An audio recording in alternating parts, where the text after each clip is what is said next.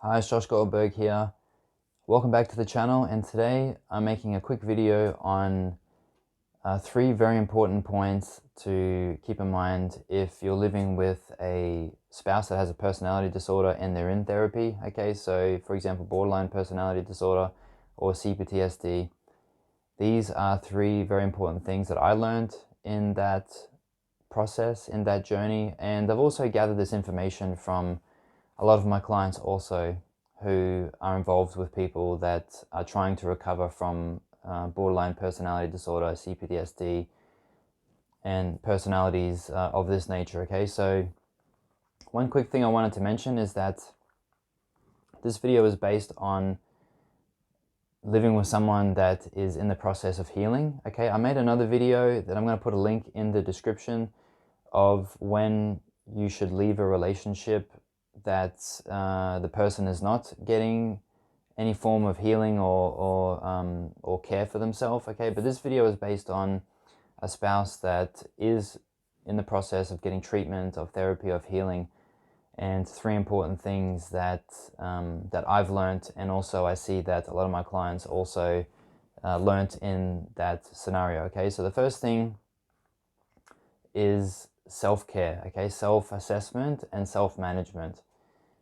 So it's very important when you're involved in a relationship with someone that has borderline personality disorder or they're trying to overcome CPTSD, even when they're in the healing process and they're in therapy and they're trying to recover, it's still very important to check in with yourself very often and ask yourself, how am I feeling with my emotions? Okay, am I validating my own emotions?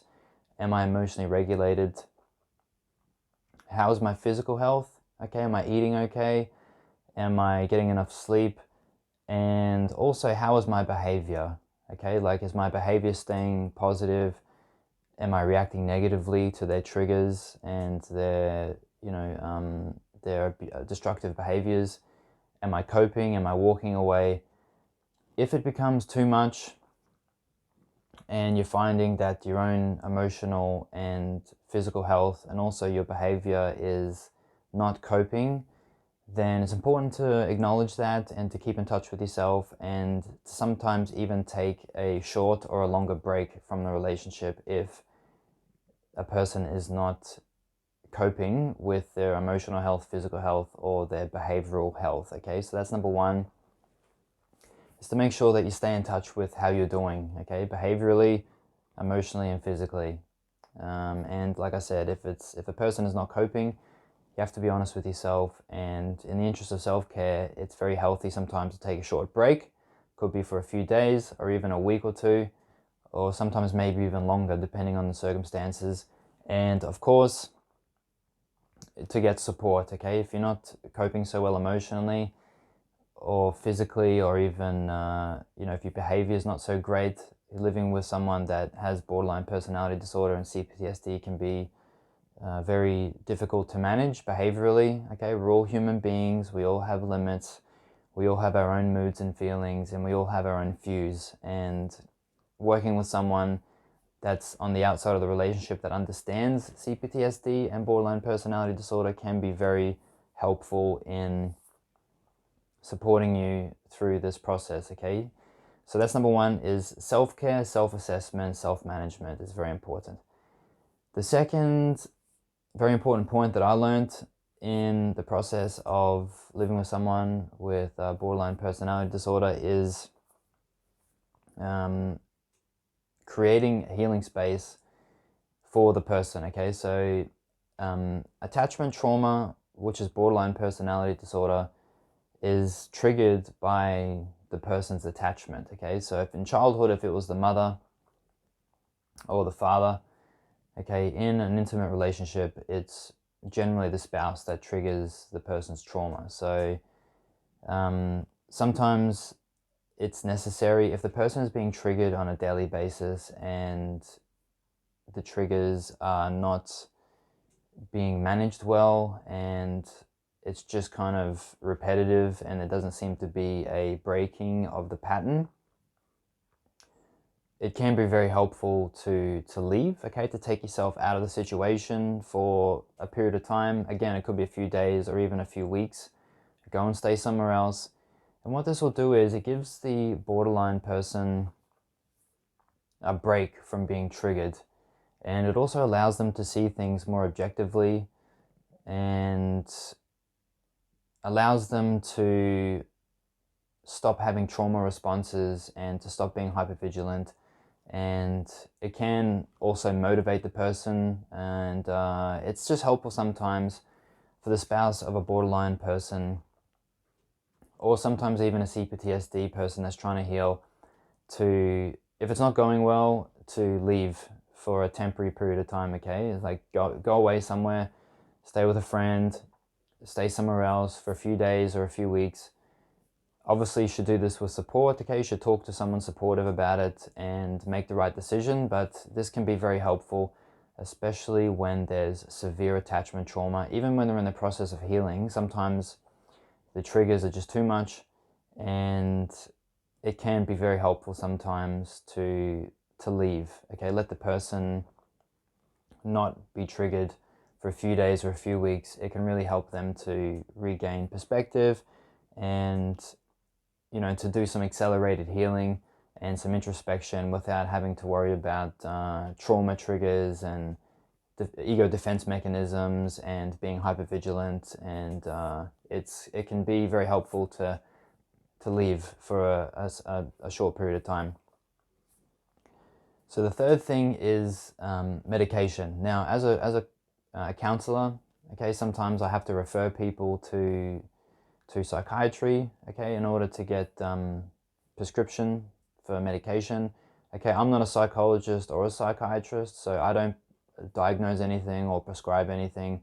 So I have to know when to refer people, and part of my training is that I actually learnt about that. So medication is necessary when a person is not responding effectively, like they're not getting a positive response or good results with, you know, with behavioral therapy, or with different CBT skills. Okay, if they're learning the right behaviors and they're doing the therapeutic process, and yet they're not able to implement any of these things, and they're kind of stuck in this triggering cycle, this trauma cycle, and it's too real for them, it's too powerful for them, they're not able to stop their triggers and to manage them and to own them. Okay, if they're still projecting and they're still blaming, this is a time when the person should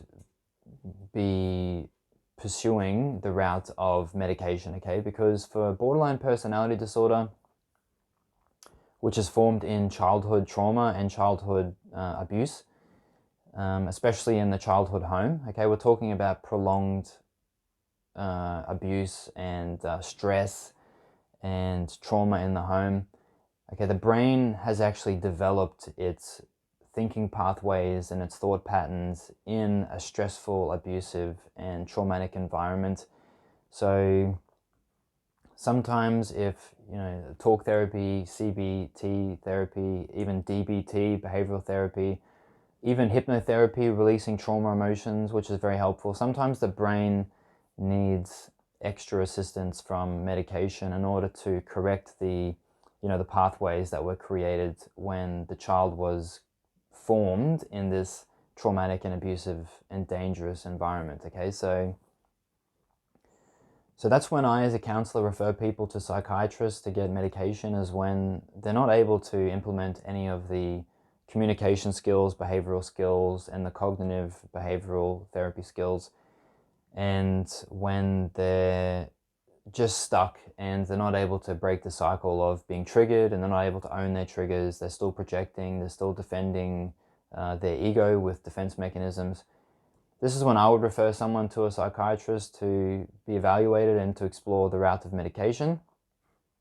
So if you have a spouse that is trying to overcome borderline personality disorder, and they are in therapy, or they are doing inner child therapy or hypnotherapy or CBT, DBT, whatever they're doing, if you're finding that they're not able to implement their skills and the triggers and the trauma is so strong and the behaviors and the thought patterns are so set in concrete, that they're not able to get on top of them, and the situations are kind of going round in circles and it's not productive, this is the time to encourage the person to explore psychiatry and to explore some medications that may help their brain to remap and to repattern, okay, in order to be able to overcome their trauma responses, okay? So remember, there's two parts in the healing of borderline personality disorder. The first part is emotional healing, which means letting go of the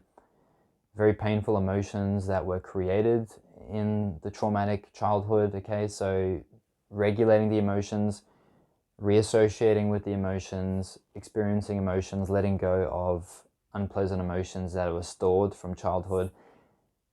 And the second part is the cognitive side, okay? The intellectual side, the brain, the conscious brain, okay? So thought patterns, which were created from this childhood trauma. So cognitive behavioral therapy can be very helpful. DBT also, talk therapy can also help that. But sometimes that's not enough, okay? So the medication can help if the therapy is just not being implemented due to the brain and the strength of the thought patterns and the traumatic thinking, okay? So there are three things that I have learned on my journey, and I've also found a lot of clients also have the same experiences and the same lessons. So I wanted to share these with you today, so hopefully it sheds some light on your situation. So if you are in a relationship with someone that's trying to overcome borderline personality disorder or CPTSD, and you don't have a supportive person that understands these types of relationships and has experience with it, please feel free to reach out. If you have useful information or your own experiences, please comment below, okay? We would like to read that. Don't forget to subscribe to the channel for future content, and I look forward to seeing you in future videos.